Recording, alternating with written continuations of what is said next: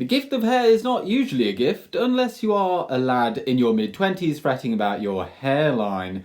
Well, Galadriel did of course gift Gimli some hair, and I promise you it is actually one of the quite an important part of the Lord of the Rings, and it is quite interesting, so that is today's topic.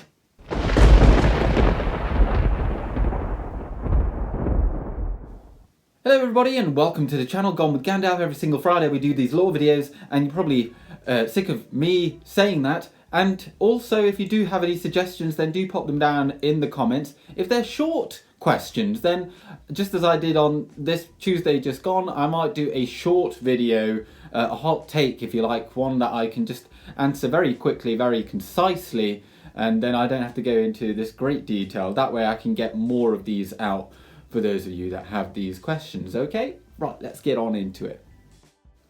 Let us begin with some context. Well, in the Fellowship of the Ring, the first part of the Lord of the Rings, they of course travel to the woods of Lothlorien, and when they are leaving then, Galadriel gives all of the members of the Fellowship a nice little gift. So for instance, she gave Aragorn a sheath for his sword, she gave some lembas whey bread, you know, just something nice to eat, and then, she gave a bow to Legolas, that kind of thing. I'm not going to go through every single gift. But then eventually she got down the line and she got to Gimli, the stout dwarf, and she didn't really know what she could really give to a dwarf, so she just asked him, "What would you like?" He wanted her hair.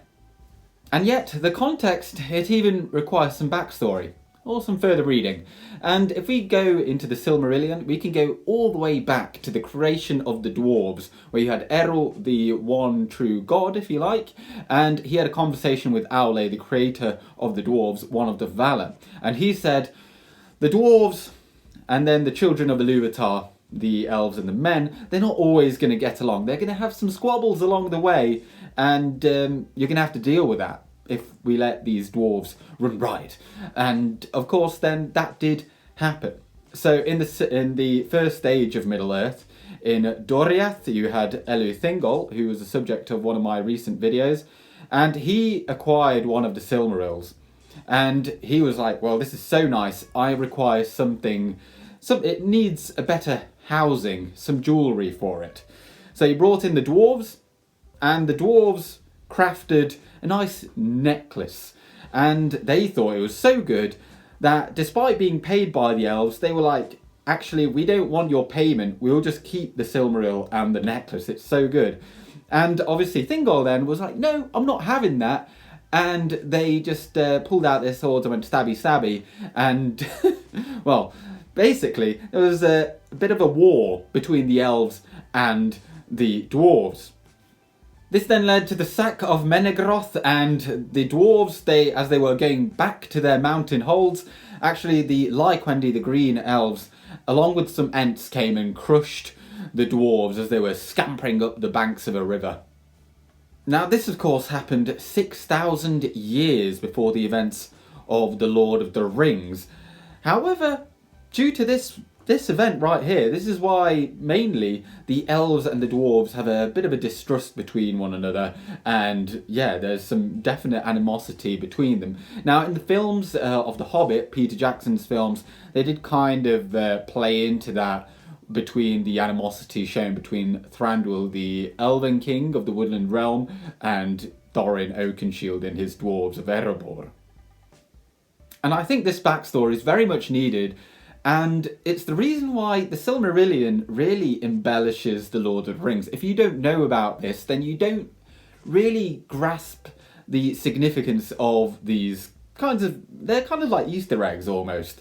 And yeah, let's not forget either that Galadriel actually was in Doriath. She has lived through these countless ages, and she has seen the rise and fall of relations throughout. Whereas Gimli, he's only like he only knows really about like recent history. He might know about this sort of stuff, but you know, 6,000 years, even for dwarves with very long memories, this is pretty ancient. So we've made it through the backstory. I apologise that if I lost a few of you during that, but Gimli, He then asked for a single strand of Galadriel's hair. It's quite an odd request, but then her hair isn't just any old hair. She not only shampoos, but she also conditions and puts in leave-in conditioner and, I don't know, heat protectant. Her hair was a marvel, unmatched, and I've even got another quote just here. Its gold was touched by some memory of the star-like silver of her mother, and the Eldar said that the light of the two trees had been snared in her tresses.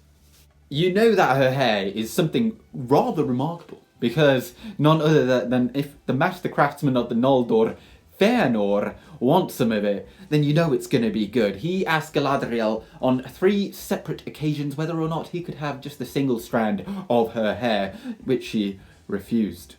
And when the quotation from the Unfinished Tales says that the light of the two trees had been snared in her tresses, it gives a bit more merit to the assumption that perhaps her hair had given Fëanor the inspiration to make the Silmarils, which, you know, would go on to shape the entire history of Middle-earth and beyond.